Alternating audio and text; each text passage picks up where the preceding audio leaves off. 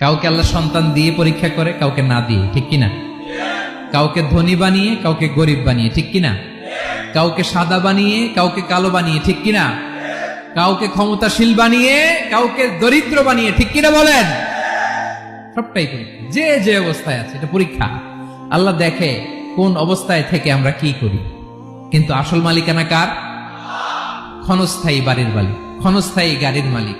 বস্তা বস্তা টাকা পেয়ে মনে করবেন না এটার মালিক আমি। আজ আছি কাল, আজ মরলে কালকে।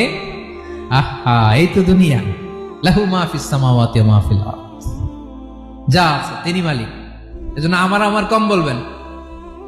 আমার আমার সব আমার, সব আমি খামো, এরকম আসরা নাই, বলা যাবে না। আমরা আসল মালিক না।